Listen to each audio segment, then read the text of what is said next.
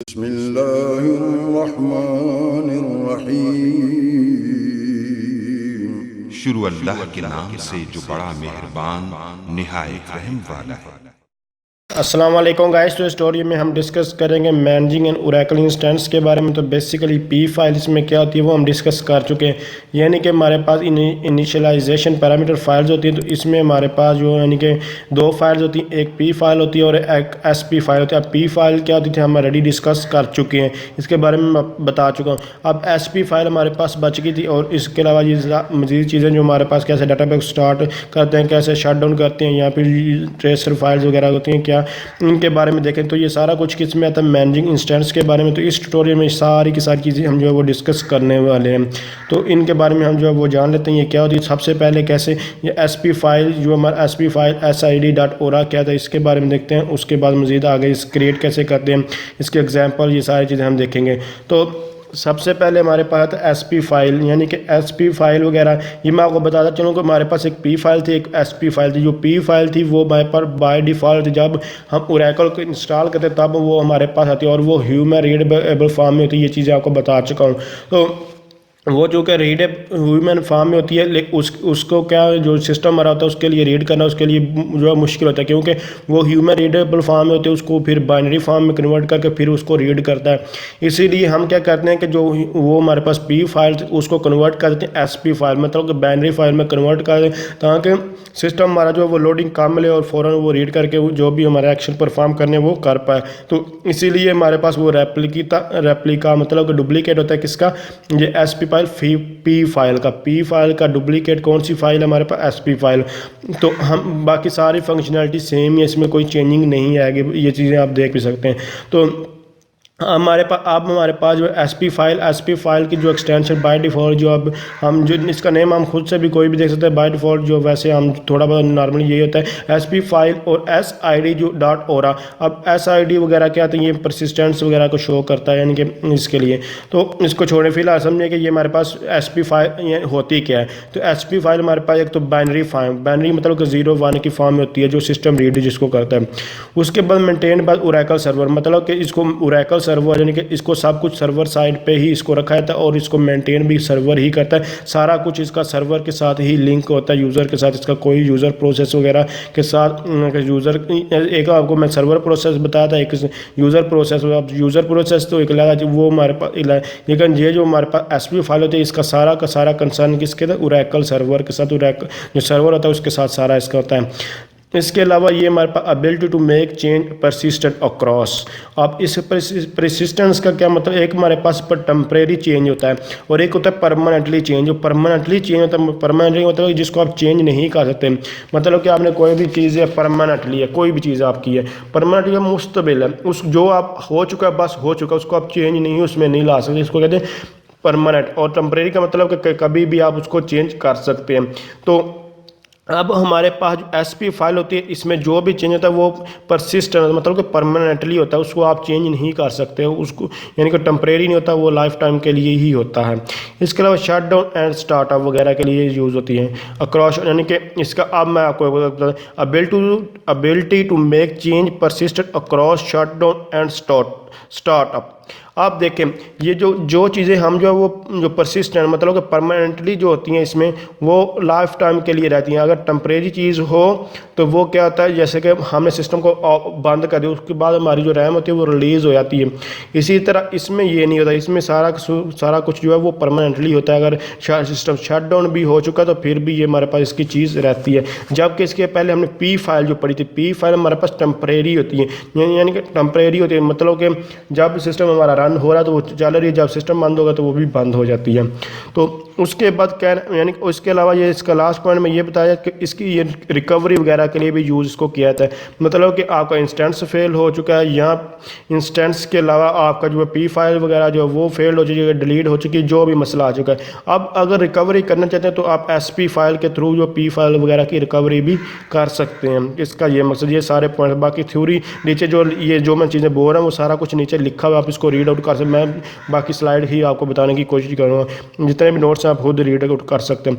उसके बाद हम एसपी फाइल को क्रिएट कैसे करते हैं, मैं आपको बता चुका हूँ ऑलरेडी कि ये जो पी फाइल्स जो होती है वही हमारी एसपी फाइल होती है। अब P file already by default होती है वो, क्योंकि ह्यूमन रीडेबल फॉर्म में आपको बताया, इसीलिए अगर हम चाहते हैं कि सिस्टम उसको फास्टली रीड कर पाए तो उसको हम एसपी फाइल में कन्वर्ट कर दें। तो चूँकि पी फाइल ऑलरेडी हमारे पास जो है वो क्रिएट है, तो हम पी फाइल से ही एसपी फाइल बनाना चाह रहे हैं।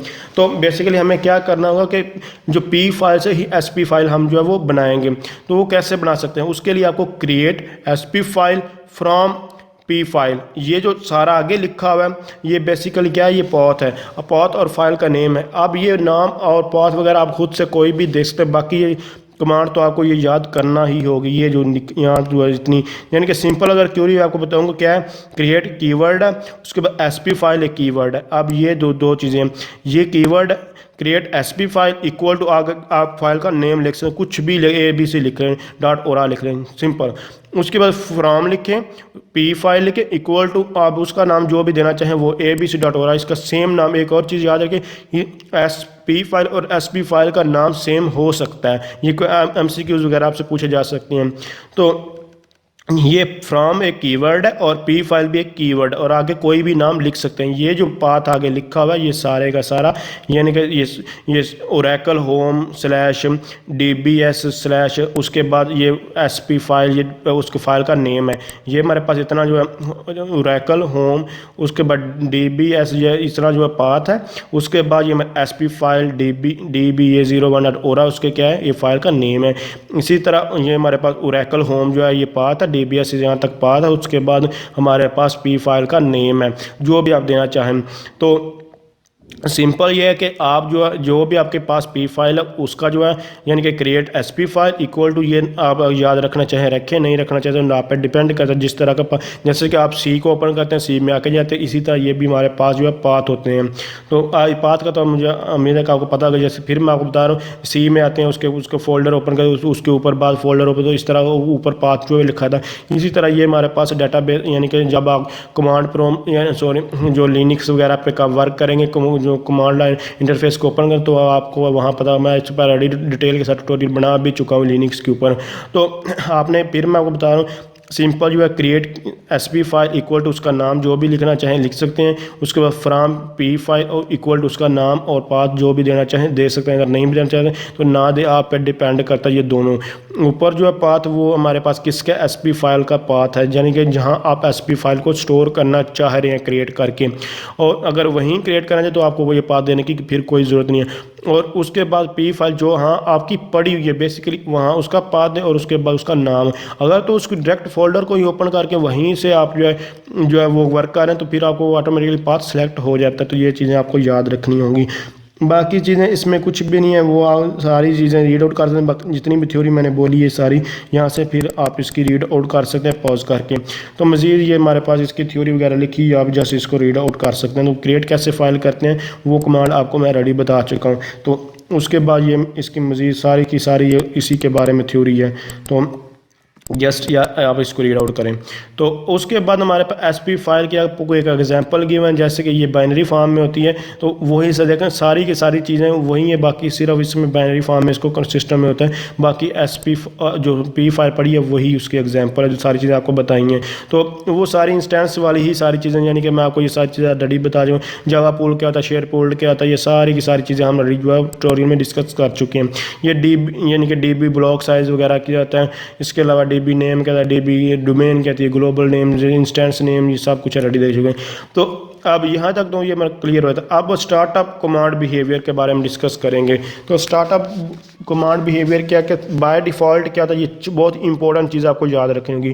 तो बाय डिफ़ॉल्ट सबसे पहले कौन सी जो हमारे पास फाइल, यानी कि बाय डिफ़ॉल्ट जो हमारे पास एसपी फाइल्स एक होती है और दूसरी हमारे पास क्या होती है जो पी फाइल। अब पी फाइल ऑटोमेटिकली जो क्रिएट होती है, जबकि जो हमारे पास एसपी फाइल उसको हम खुद से भी क्रिएट करते हैं। यहाँ फिर क्या होता है कि उसका बाय डिफ़ॉल्ट का मतलब कि वहीं उसको लोकेशन वगैरह देते हैं, वहीं सेट हो जाता है, तो इसलिए उसको बाय डिफ़ॉल्ट के नाम से जाना जाता है।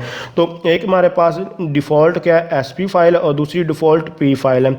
अब इसका स्टार्टअप कमांड बिहेवियर कैसा है, यानी कि इसका प्रीसीडेंस कैसा है। प्रीसीडेंस का मतलब यानी कि जैसे देखें, मैं आपको पहले एक रियल लाइफ एग्जाम्पल, आपने डी मैथ्स का रूल पढ़ा होगा, डिवीजन मल्टीप्लिकेशन सारा कुछ आपने डी मैथ्स का रूल पढ़ा, पहले डिवीजन होगी अगर इकट्ठा क्वेश्चन कोई भी चीज़ आता है।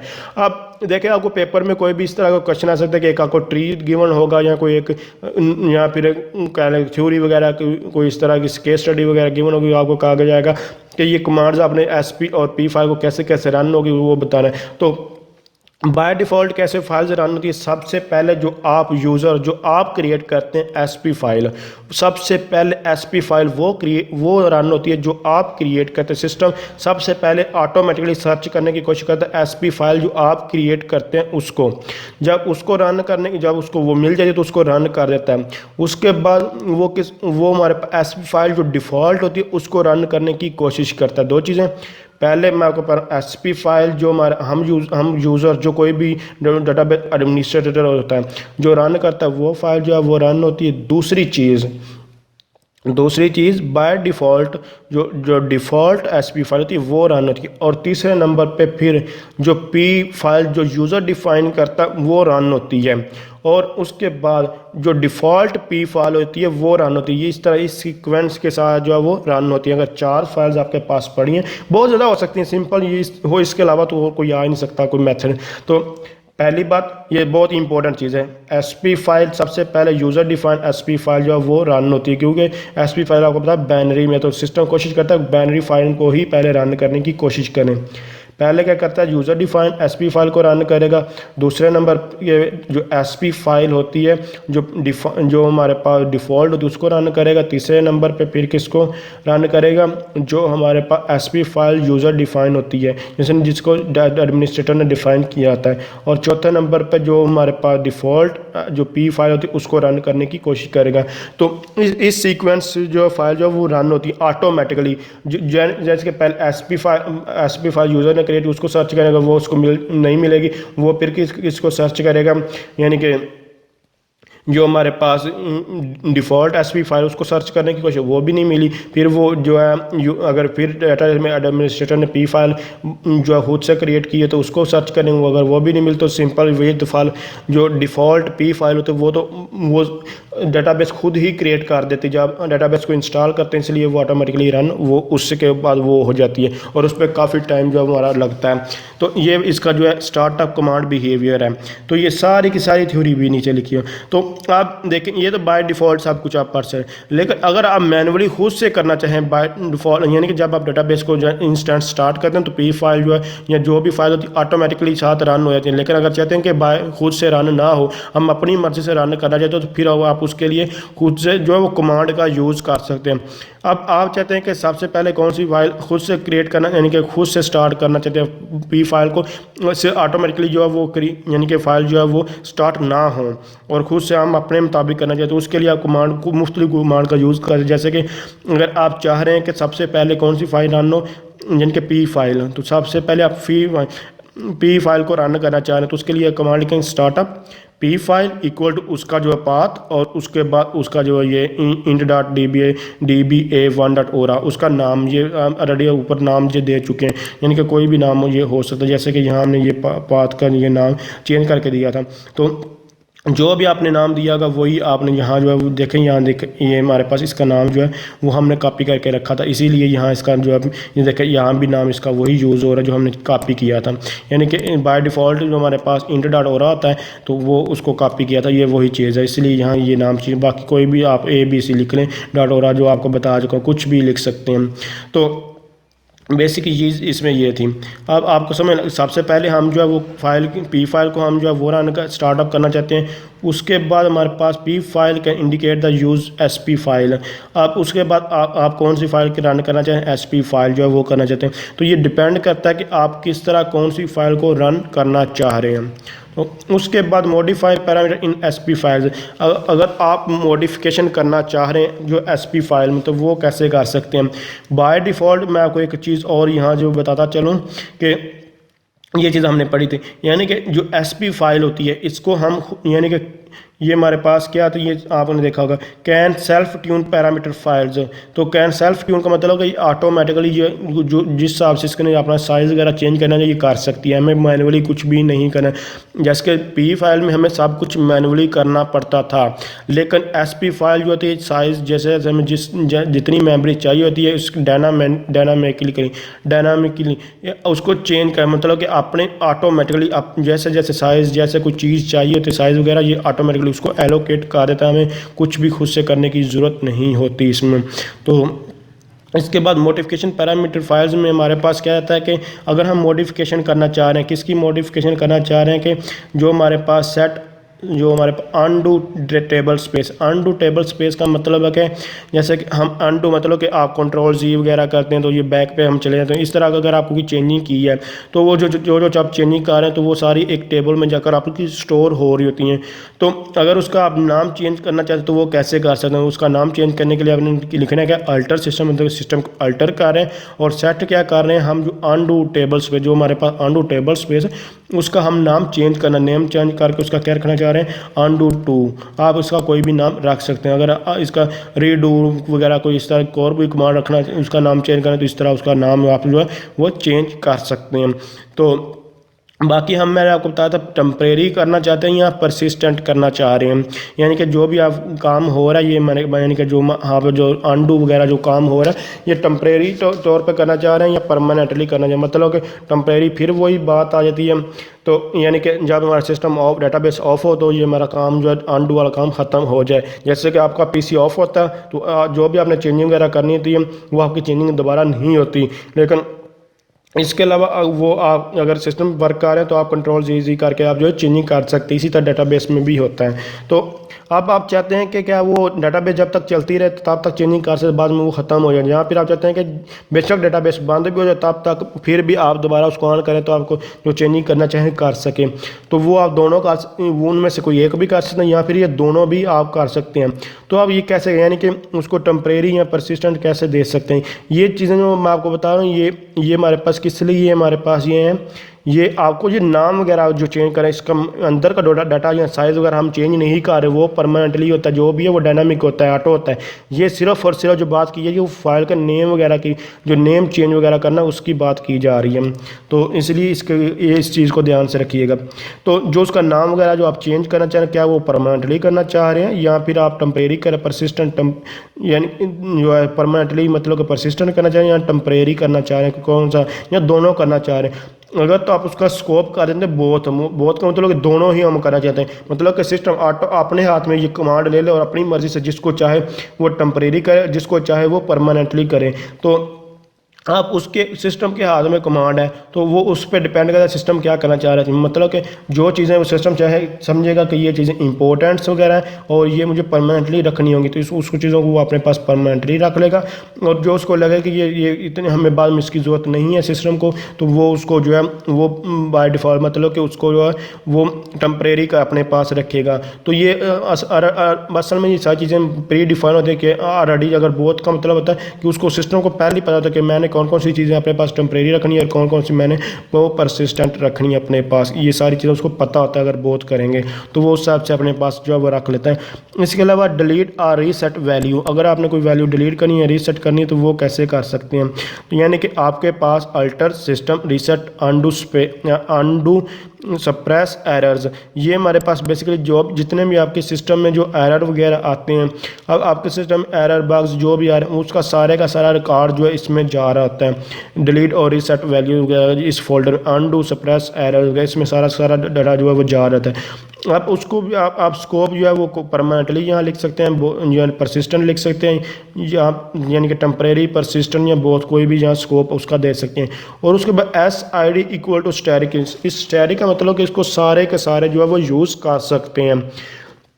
यानी कि इस स्टैटिक का मतलब होता है आल, यानी कि जितने भी यूज़र हैं जो भी एडमिनिस्ट्रेटर है या फिर वैसे कोई यानी कि गेस्ट है, जिस तरह का कोई भी यूज़र जिसको सारे राइट्स नहीं भी है वो सारे के सारे यूज़ कर। लेकिन अगर आप चाहते हैं कि जो यानी कि दो चार जो लोगों को आप चाहते हैं कि ये सिर्फ और सिर्फ यही हमारे डाटा को जो अनडू सप्रेस यानी कि एरर वगैरह को चेक कर सकें, तो फिर आप SID के आगे उनके नाम वगैरह दे देना। अगर आप चाहते हैं कि सारे के सारे देख लें एरर, तो ये क्योंकि ये इतनी अच्छी कोई ना हर एक को एरर देखने की परमिशन मिल जाती है, क्योंकि इतनी इंपॉर्टेंट चीज़ नहीं है, इसलिए हम जो अक्सर जो है वो स्टैटिक का ही यूज़ करते हैं।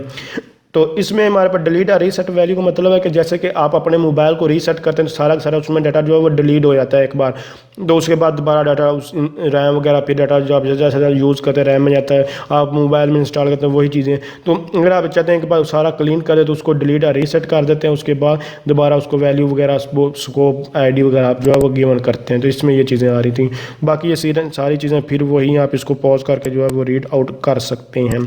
जस्ट मैं इसको नीचे स्क्रॉल ऑन कर रीड आउट आप कीजिएगा। तो इसके अलावा हमारे पास मज़ीद जो है कि हम डाटाबेस को स्टार्ट कैसे कर सकते हैं। तो बाय डिफ़ॉल्ट आपको मैंने स्टार्टिंग में बताया था, हमें अगर एक आप नया कोई DBA वगैरह आया है तो उसको यहाँ पर गवर्नमेंट में कोई भी अदारा है यानी बहुत इवेंट था 2 4 5 10 15 दिन की छुट्टियाँ हो गई जो भी, तो वो डाटाबेस को बंद करके गए तो आप दोबारा उसको स्टार्ट वगैरह करने तो कैसे कर सकते। उसमें 4 फेजेज़ हैं। सबसे पहले शट डाउन, मतलब डेड हालत में पड़ी है, कुछ भी नहीं है, बंद, जैसे कि आपका लैपटॉप बंद हालत में पड़ा होता है, ठीक है, उसको उसी तरह ये डाटाबेस आपकी बंद हालत, उसका मतलब शट डाउन। उसके बाद नो मोड का मतलब होता है कि पहले हमारी जो है जो जब आप जैसे कि एक रियल लाइफ एग्जांपल आप अपने PC की समझें, आप अपने PC को जो है पावर ऑन करते हैं तो उसका बूटअप फाइल्स वगैरह जो है वो रन होती है। बूटअप वगैरह होने के बाद फिर क्या आपका उसकी मुख्तलिफ सेटिंग होने के बाद आपका PC ऑन होता है। अब अगर आपका PC जो है वो स्लो है तो उसकी डेट वगैरह होती है, जो उसकी मुख्तलिफ फाइल्स होती हैं वो थोड़ी थोड़ी आपको चेंज होती हुई नज़र आती हैं। तो उसमें यानी फिर उसके बाद बैकग्राउंड जो प्रोसेस होता है वो रन होते हैं और फिर आपका एक यूज़ फॉर्म में आपको PC चला जाता है। इसी तरह डाटाबेस भी इस तरह फेजेस में से गुजर कर ही जाती है। तो सबसे पहले क्या होता है, शट डाउन होती है, उसके बाद नो मोड स्टेट में आती है। नो मोड मतलब कि जो इंस्टेंस होता है वो स्टार्ट हो जाता है। इंस्टेंस अब क्या होता है यार, आपको मैं स्टार्टिंग में सारे डिटेल के साथ बता चुका हूँ। ये हमारे पास इंस्टेंस जो है वो स्टार्ट हो जाता है। जब इंस्टेंस स्टार्ट होता है जो नो मोड में, उसके बाद माउंट मोड हमारे पास चलिए, उसमें हमारे पास जो कंट्रोल फाइल्स वगैरह होती हैं वो उनके प्रोसेस जो है वो रन होना जो है वो स्टार्ट हो जाता है। ये सारी चीज़ें भी मैं क्लियर करता हूँ। तो मैं एक बार फिर इसको रिपीट करता हूँ, यानी कि सबसे पहले शटडाउन हालत में होता है डाटाबेस, यानी कि यहाँ से फिर इसको मैं स्टार्ट करता हूँ। तो सबसे पहले शटडाउन में होता है, फिर अनम्यूट फॉर्म में क्या होता है, इंस्टेंस जो हमारा वो स्टार्ट होता है। उसके बाद ये सारी चीज़ें, ये वही थ्योरी लिखी हुई जो आपको जो बता चुका हूँ, इस फाइल में चला। उसके बाद माउंट फॉर्म जब माउंट फॉर्म में होता है उसमें जो हमारे कंट्रोल फाइल्स वगैरह होती हैं वो ओपन वगैरह जो है वो हो जाती हैं। तो ये सारी उसकी फिर वो थ्योरी है उस, यानी कि यहाँ जो है वो स्टार्टअप हो रहा है, यहाँ से उसको रिवर्स में चलेंगे तो ये हमारे पास शट डाउन हालत में हम चले जाते हैं। जब ये हो जाता है ओपन फॉर्म में जब चले जाएंगे, उसके बाद ओपन में जितनी भी हमारे all file open as described by control file for this instance, मतलब कि कंट्रोल फाइल जैसे ओपन की नॉर्मल फॉर्म आपकी यूजर फॉर्म में जो है वो डाटाबेस वो आ जाती है। सिंपल इसकी ये चीज़ थी। उसके बाद अगर इसके रिवर्स में चलेंगे, ओपन माउंट, अनमाउंट और शट डाउन, तो ये हमारे पास रिवर्स में शट डाउन हो जाती है। लेकिन इस तरह चलेंगे तो ये हमारे पास स्टार्टअप में इसे बता रहा है, उसके बाद शट डाउन हालत आपको बताई जा रही है। तो इसके अलावा हमारे पास यानी कि स्टार्टअप कमांड कौन सी हैं, अगर हम जो है कैसे स्टार्टअप कर सकते हैं, तो उसके लिए जो कमांड यूज़ होती है वो हमारे पास क्या होती है, स्टार्टअप कमांड यूज़ होती है। स्टार्टअप और उसके बाद हम जो डाटाबेस को है वो स्टार्ट करना चाहिए। जैसे कि एक स्टार्टिंग में मैं आपको एक कमांड बता चुका हूँ कनेक्ट वगैरह, वो करने के बाद अपने स्टार्टअप कैसे कर सकते हैं, स्टार्टअप कमांड के through startup the instance and open the database, मतलब आप डाटाबेस को इंस्टेंस को स्टार्ट करके डाटाबेस को ओपन करना चाह रहे हैं। तो उसके लिए आप चाह रहे हैं कि P फाइल के थ्रू वो ओपन है। बाय डिफ़ॉल्ट मैं आपको बता दूँगा बाय डिफ़ॉल्ट भी हो जाती हैं, अगर आप उनको मैनुअली करना चाहें तो खुद से भी कर सकते हैं अपनी, यानी कि P फाइल SP फाइल जो भी आप करना चाहें मैनुअली भी कर सकते हैं, और खुद से ऑटोमेटिकली भी अगर नहीं करेंगे तो ऑटोमेटिकली वो P फाइल आपकी रनिंग फॉर्म में चली जाएगी। खुद से करना चाहें तो स्टार्टअप P फाइल और उसका पाथ और उसका नाम देंगे, जैसे कि ऑलरेडी आपको सारी चीज़ें मैं आपको बता चुका हूँ। उसके बाद मज़ीद यानी कि ये फिर आप वही सारा कुछ आ रहा है, यानी कि इसको रीड आउट कर सकते हैं आप। तो ये इसको रीड करें। उसके बाद अल्टर डाटा बेस कमांड, मतलब कि अगर कोई भी चेंजिंग वगैरह करना चाह रहे हैं तो फिर आप कैसे करें, यानी कि change the state of database from unmount to mount, मतलब कि आप डाटा बेस की फॉर्म को, हालत को जो है वो चेंज करें। आप ये नहीं चाहते कि डायरेक्ट ही वो यानी कि आप स्टार्टअप की कमांड और डायरेक्ट हमारा डाटा बेस स्टार्ट हो जाए, ऐसा अगर आप ऐसा नहीं करना चाह रहे, आप चाहते हैं कि सिर्फ वो माउंट ही हो। माउंट का मतलब कि जैसे कि आप क्या करते हैं, आपका पीसी चल रहा होता है लेकिन आप उसको स्लीप मोड में ले जाते हैं। स्लीप मोड का मतलब होता है कि जो जैसी हालत में थी, जो हमारा जैसे जैसे हमारी फाइल वगैरह ओपन थी वैसी ही हालत में रहे, लेकिन प्रोसेस वगैरह जो वो ऑफ हो जाए, तो यानी कि पावर ऑन रहे लेकिन वो हमारे पास सिर्फ फाइल्स ही ओपन है। अगर आप ऐसा चाह रहे हैं तो उसके लिए आपको क्या, यहाँ इस अल्टर डाटाबेस, उसके बाद DBA0 नाम और उसके बाद माउंट आपको लिखना होगा। माउंट फॉर्म मैं आपको बता चुका हूँ कि अनमाउंट को तो आपको ज़रूरत ही नहीं होती, क्योंकि इंस्टेंट स्टार्ट आपको तो वो ज़रूरत ही नहीं होती। तो आप हमेशा किस फॉर्म पे ले जाना चाहें तो अनमाउंट भी लिख सकते, फ़ायदा नहीं है। अनमाउंट ही आप लिखते हैं क्योंकि आप कंट्रोल फाइल ओपन होती हैं वो ही आपको चाहते हैं कि उसी तरह रहे, हमारा जो भी वर्क है वो उसी तरह रहे। तो उसके लिए आप उस फॉर्म में, माउंट फॉर्म में आप डाटाबेस को ले जाते हैं। या फिर आप चाहते हैं कि सिर्फ वो रीड ओनली फॉर्म में रहे, तो उसके लिए अल्टर डाटाबेस, उसके डाटाबेस का नाम ओपन रीड ओनली। अब आपको माउंट की जो समझ आई, यानी कि स्लीप, यानी कि आपको जो प्रोसेस वगैरह जैसे हैं वैसे, यानी कि वर्किंग जो हो रही है वो होती रहे बैकग्राउंड पे, बस आप उसको जो है वो, जैसे कि स्लीप मोड में थोड़ी देर कहीं आपने जाना तो स्लीप मोड में अपने लैपटॉप को करके जो चले जाते हैं, इसी तरह डाटाबेस में भी आप कर सकते हैं। उसके बाद रीड ओनली डाटाबेस आप क्यों करते हैं? रीड ओनली डाटाबेस करने का ये मकसद होता है कि जैसे कि आप कोई भी, आप जैसे गवर्नमेंट के अदारे वगैरह आते हैं तो उसमें जो है वो कोई भी नया DB है, यानी कि नया डाटाबेस एडमिनिस्ट्रेटर आया है, आप नहीं चाहते कि फ़ौरन उसके हाथ में जो है वो पूरी डाटाबेस की एक्सेस दे दिया है और अपनी मर्ज़ी से वो जो मर्ज़ी करता रहे, आप ऐसा नहीं चाहते। तो उसके लिए आप क्या चाहते हैं कि सिंपल उसको जो है वो जो भी नया DB आया है वो सिर्फ डाटाबेस को रीड कर सके, उसके कोई भी मॉडिफिकेशन या डिलीट वगैरह उसमें कोई भी चेंजिंग ना कर सके। तो आप चाहते हैं कि सिर्फ वो डाटाबेस को देखे पढ़े सब कुछ यही करे, उसमें चेंजिंग ना कर सके। तो उसके लिए आप क्या करते हैं, उसके ओपन रीड ओनली फॉर्म में कर देते हैं। क्योंकि अगर आप दिखेंगे अल्टर डाटाबेस DBA0 ओपन, तो ये रीड और राइट दोनों कंडीशन में चली जाएगी और वो अपनी मर्जी से जो मर्जी डाटाबेस के साथ करता रहे, तो ये परमिशन उसको मिल जाएगी। तो इसलिए रीड ओनली के देने के लिए ओपन रीड ओनली आपको लिखना होगा। राइट ओनली तो आप कर ही नहीं सकते, अगर राइट ओनली करें ज़ाहिर बात है उसने डिलीट वगैरह करना है, तो क्या होगा, डिलीट करना है तो वो रीड करके उसको डिलीट करेगा ना, तो इसीलिए हम राइट के नहीं यूज़ करते, हम रीड के ही यूज़ करते हैं।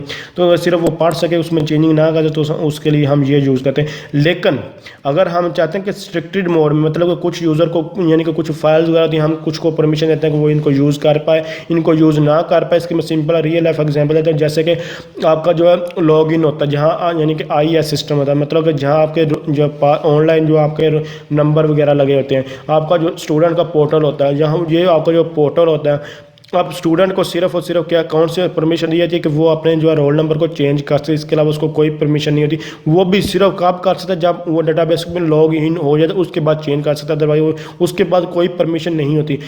लेकिन इसके अलावा जो हमारे पास जो जैसे कि जो सब कैंपस होते हैं किसी भी मेन कैंपस के, तो वो अपने मेन कैंपस, जो सब कैंपस वालों को क्या थोड़ी उसका जो स्टूडेंट का नेम वगैरह उसकी परमिशन नहीं देते कि वो चेंज करे। इसके अलावा कुछ देर के लिए परमिशन देते हैं कि वो ये जो नंबर चेंज, जैसे कि सेशन नंबर के लिए कुछ देर के लिए परमिशन देते हैं, उसके अलावा मिड के नंबर के लिए, फाइनल के लिए कुछ दिनों के लिए परमिशन देते हैं। बाकी कोई डाटा जो पहले जो स्टोर होता है उसको चेंजिंग नहीं कर सके तो वो परमिशन ही नहीं देते। इसी तरह जो मेन कैंपस वाले उनको सारी परमिशन होती हैं और वो उन पे डिपेंड करता है वो किस तरह की किसको परमिशन देना चाह रहे हैं। अगर इस तरह काम करना चाह रहे हैं तो उस चीज़ के लिए हम क्या करें, हम जो स्ट्रिक्टेड मोड जो है वो यूज़ करते हैं। तो स्टार्टअप स्ट्रिक्ट मतलब कि हम अल्टर सिस्टम एनेबल स्ट्रिक्टेड सेशन, अगर आप सेशन को जो है वो स्ट्रिक्ट करना चाह रहे हैं तो ट्रू या फॉल्स जो भी करना चाहें वो अगर ट्रू करेंगे तो ठीक क्लियर है, अदरवाइज नहीं। तो अगर सेशन को आप एनेबल करना, डिसेबल करना चाहें तो वो आप यहाँ से जो है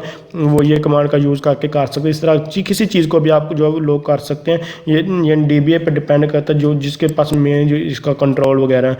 उसके बाद ये सारी की सारी चीज़ें वही जो आपको बता चुका हूँ। बेसिकली आपको पेपर में जो केस स्टडी वगैरह आती है, इस तरह की चीज़ें आती है, तो आपको वो इस हिसाब से याद रखना होगा। उसके बाद जो मैं ओपनिंग डेटाबेस इन रीड ओनली फॉर्म, मतलब अगर डेटाबेस को जब भी ओपन किया जाए तो वो किस फॉर्म में, रीड ओनली फॉर्म में ही ओपन हो, इसके अलावा कोई और फॉर्म में ना हो, तो उसके लिए alter database open read only. तो सिर्फ और सिर्फ जब भी कोई डेटाबेस को ओपन करे तो इस यानी कि वो रीड ओनली फॉर्म में हो, इसके अलावा कुछ भी उसमें ना कर सके। ये सारी चीज़ें वही जो आपको रेडी बता चुका हूँ, तो ये इसको आप रीड आउट कर सकते हैं। कोई भी न्यू चीज़ यहाँ जो है नहीं है। इसके अलावा जो स्लाइड वगैरह भी आपको चाहिए तो आपको मिल जाएंगे, जैसे आप कमेंट्स कीजिए। तो वो तो चीज़ें आप समझ, आप शट डाउन डेटाबेस, अब डेटाबेस को शट डाउन हम किन किन हालत में कर सकते हैं, किन हालत में नहीं कर सकते। जैसे कि आप अपने पीसी को अपने बटन के थ्रू कर सकते हैं, या फिर यहाँ स्टार्ट में जाकर, स्टार्ट मेन्यू में जाकर यहाँ से रीस्टार्ट कर सकते हैं, या कुछ भी जो है वो कर सकते हैं। तो पावर ऑफ ऑन बटन से भी आप कर सकते हैं।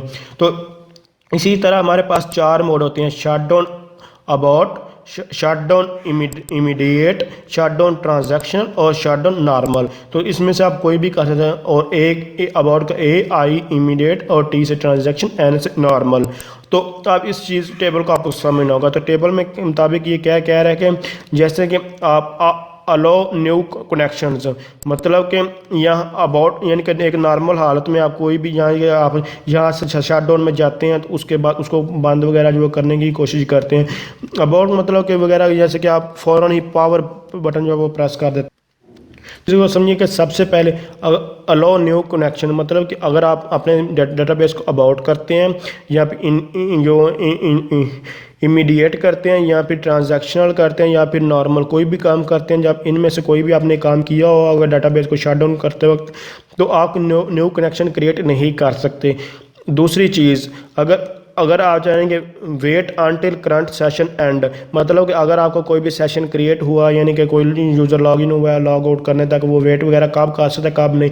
अगर तो आपने जो है सिस्टम को अबाउट कर दिया तो वो उसका वेट नहीं करेगा क्लोज होने तक। अगर आपने जो उसको इमीडिएट कर दिया तो फिर भी वो वेट नहीं करेगा, और ना ही, और इसके अलावा अगर ट्रांजैक्शनल मोड में शट डाउन किया तो फिर भी वो वेट नहीं करेगा। लेकिन वो अगर आपने नॉर्मल मतलब आम रूटीन में शट डाउन कर रहे हैं तो वो फिर क्या उसका वेट करेगा, सेशन कंप्लीट होने तक वेट करेगा। जब सेशन कंप्लीट होगा फिर ही डेटाबेस जो है वो ऑफ होगी। जैसे कि मैं अभी आपके सामने ये करके भी आपको यानी कि अभी पीसी बंद करूंगा तो ये बंद नहीं होगा नॉर्मल मोड, लेकिन अगर इसको फौरन बटन प्रेस करें तो ये बंद हो जाएगा। बेसिकली ये वही चीज़ें हैं जैसे आप नॉर्मल लाइफ में करते, तो डेटाबेस में भी ऐसा ही होता है। उसके बाद अगर आपकी कोई ट्रांजैक्शन जो है वो रन हो रही है, अगर ट्रांजैक्शन रन हो रही है तो ट्रांजैक्शन क्या होता है, मतलब एक से ज़्यादा प्रोसेस जब रन, जैसे कि ATM में एक से ज़्यादा process at A time run हो रहा है, तो इस तरह ये भी होता है। अगर आपका जो ट्रांजैक्शन हो रही है मतलब मल्टीपल प्रोसेस रन हो रहे हैं, तो अगर आप अबाउट कर देते हैं तो वो उसका वेट नहीं करेगा, फ़ौरन डेटाबेस को बंद कर देगा। अगर आप जो है जो इमीडिएट कर देते हैं तो फिर भी वो आपके ट्रांजैक्शन का वेट नहीं करेगा कंप्लीट होने का। लेकिन अगर ट्रांजैक्शनल मोड में उसको शट डाउन करते हैं तो फिर उसका वेट करेगा आपकी ट्रांजैक्शन को कंप्लीट होने तक। नॉर्मल में तो सबके लिए सेम, यहाँ भी वेट करेगा तो इनके ट्रांजैक्शन कंप्लीट होने का। उसके बाद अगर आपने जो है चेक पॉइंट वगैरह लगाए और फाइल आपकी ओपन है, जब तक आपकी फ़ाइल जो है वो क्लोज नहीं होती तब तक कौन सी, यानी कि इमीडिएट में भी वेट किया जाएगा, इन ट्रांजैक्शन में भी वेट किया जाएगा, और नॉर्मल वेट हालत में भी वेट किया जाएगा। जबकि अबाउट में किसी किस्म का कोई भी वेट नहीं होता। अबाउट का मतलब कि आपने बटन, अपने पीसी के बटन को प्रेस कर दिया है, बस वो फ़ौरन बंद होगा, जो मर्जी हो रहा है आपके पीसी के ऊपर, कुछ भी वेट नहीं होता इसमें अबाउट में, इसीलिए ये चीज़ का है।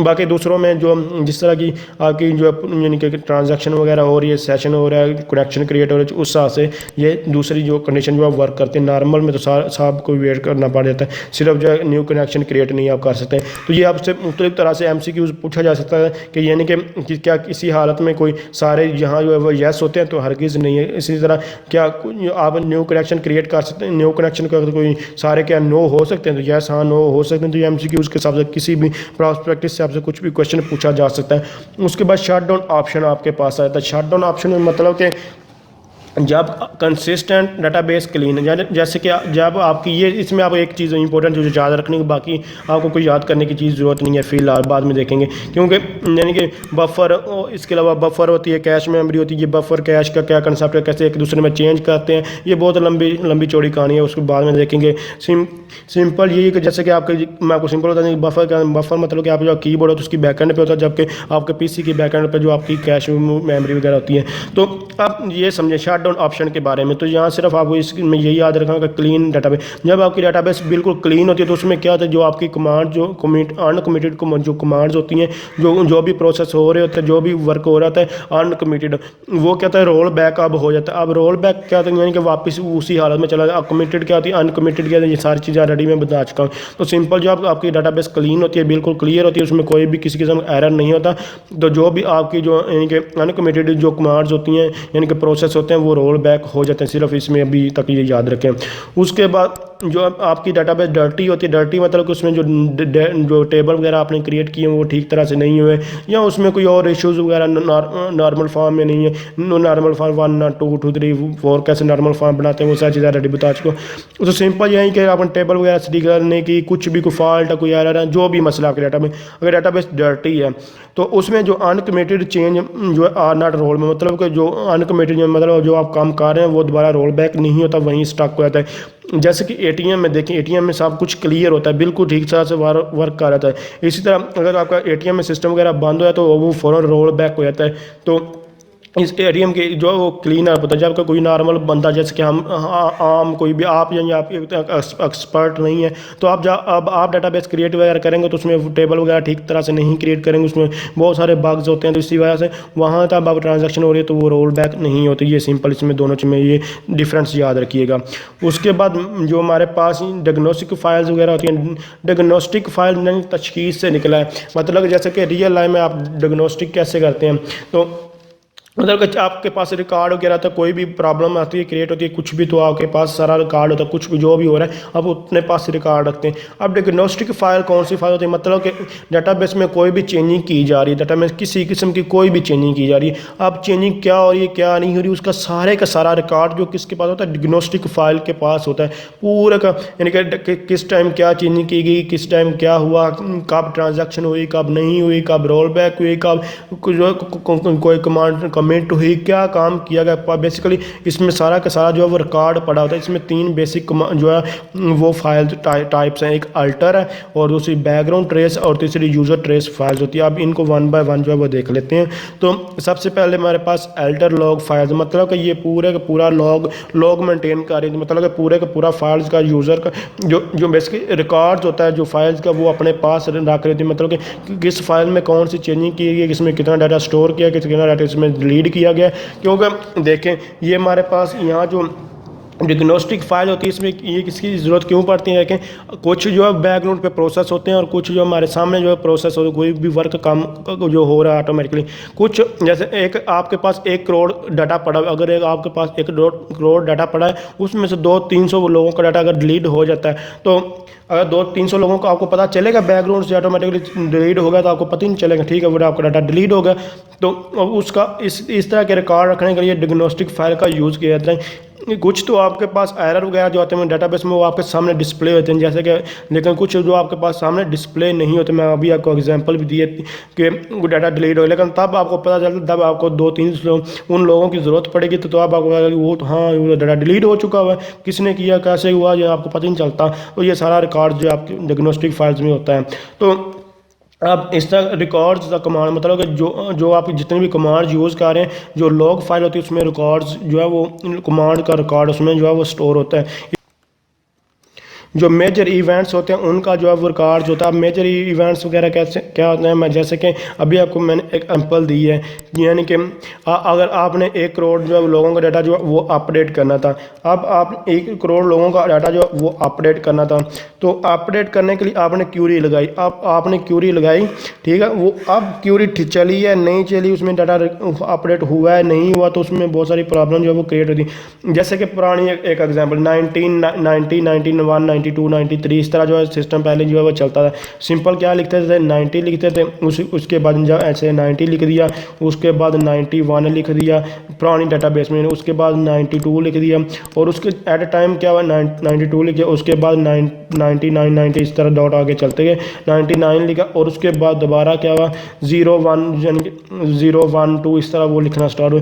जैसे ही 01 लिखने लगे तो उन्होंने कि डाटाबेस ने एरर जो है वो डिस्प्ले कर दिया पहले ज़माने, क्योंकि 1992 1992 पहले नहीं डेटाबेस में लिखा, सिंपल 1991 92 93 इस तरह का। उसके बाद 2001 आया 2001 है जब ये रिकॉर्ड, क्योंकि उसके पास पहले ही 0102 पहले रिकॉर्ड पड़ा था डेटाबेस को, उसने कहा कि ये तो पहले रिकॉर्ड है, बहुत प्रॉब्लम क्रिएट होगी। उसके बाद इतनी बड़ी लाखों के साथ डेटाबेस जो है उनका रिकॉर्ड अपडेट करना था, तो उसके लिए उन्होंने मुफ्त यानी कि अपडेट रिकॉर्ड्स क्यूरी वगैरह चलाई। तो उसके लिए अब इतने बड़े जो इवेंट्स हो रहे थे, यानी कि उन्होंने सारे फिर अपडेट के 19 किया, इसको सारा को चेंज किया, तो उसके बाद ये 2001 किया था ये चेंजिंग रिकॉर्ड। इस तरह के जो मेजर इवेंट्स होते हैं वो उनका ये रिकॉर्ड जो है लॉग फाइल जो है जो वो अपने पास, बेसिकली ये जो लॉग फाइल होती है ये सारे का सारा आपकी फाइल के साथ जो वर्किंग आप कर रहे हैं वो उसका रिकॉर्ड अपने पास रखती है। इसके अलावा जैसे कि अभी आप पाकिस्तान में क्या हुआ है कि जो जैसे कि पहले इलेक्शन हुए तो उनका रिकॉर्ड और था, और अब जो रिकॉर्ड है वो चेंज किया हल्कों का।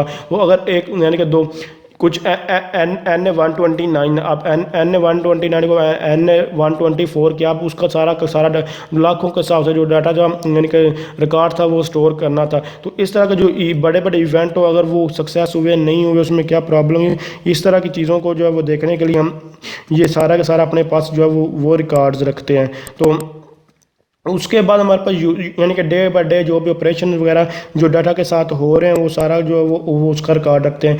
इसके अलावा जो ये हमारे डेटाबेस में जो एरर वगैरह थे उसका भी अपने पास डाटा है, और इसको मैनेज कौन कर रहा है, डेटाबेस एडमिनिस्ट्रेटर ही इसको मैनेज कर रहा है। और इसकी लोकेशन जो है बैकग्राउंड डंप डेस्क के नाम से यहाँ आपका जो है इस वहाँ फाइल आपकी पड़ी होगी, आप इसको जो है चेकआउट कर सकते हैं।